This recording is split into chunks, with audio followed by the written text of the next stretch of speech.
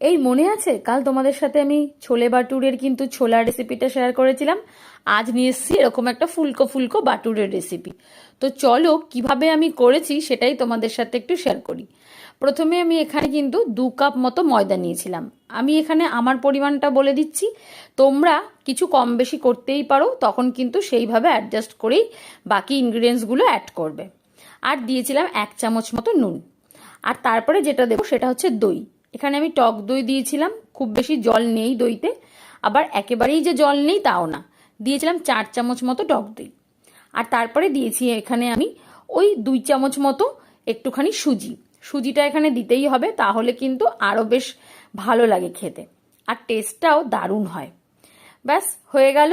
আর এরপরে যেটা করব সেটা হচ্ছে হাতের সাহায্যে খুব ভালো করে সব কিছুকে মিশিয়ে নেব। প্রথমেই কিন্তু এর মধ্যে তোমরা জল দেবে না, তাহলে সব গন্ডগোল হয়ে যাবে। এবারে যখন সব কিছু মেশানো হয়ে যাবে তখন অল্প অল্প করে এর মধ্যে জল দেব। আর হ্যাঁ, জলের সাথে কিন্তু এখানে আমি একটুখানি দিয়েছিলাম বেকিং সোডা। তারপরে তাতেও আরেকটু জল দিয়ে এটাকে অ্যাক্টিভ করে আমি কিন্তু পুরোটা খুব ভালো করে মাখিয়ে নিয়েছি। যখনই আধা মাখা হয়ে যাবে তখনই এখানে আমি 1 চামচ মতো তেল দিয়েছি।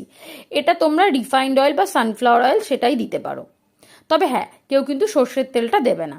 এবারে সব কিছু দিয়ে খুব ভালো করে মেখে একটুখানি ঢেকে রেখে দিতে হবে, আর খুব বেশ হাতের জোর দিয়ে কিন্তু মাখতে হবে। তারপরে দেখো ওই আধ ঘন্টা মতো রেস্টে রাখলেই হবে। তারপরে কিন্তু আমি এটাকে এইভাবে বেলে নিয়েছি, তোমরা চাইলে লম্বা লম্বা করেও বেলতে পারো। এবারে কড়াইয়ের মধ্যে কিন্তু তেল গরম হতে বসিয়ে দিয়েছিলাম, আর তার মধ্যে কিন্তু এবারে আমি এই বাটুরেগুলো ছেড়ে দেবো।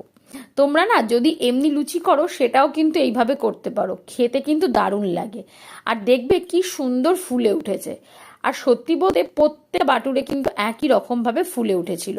আমার কড়াই জোড়া আমি বাটুরে করেছিলাম, দেখতে কিন্তু বেশ লাগছিল। আর খেতে তো দারুণ ছিলই, ওই যে বললাম ছোলার তরকারির সাথে দারুণ লাগে।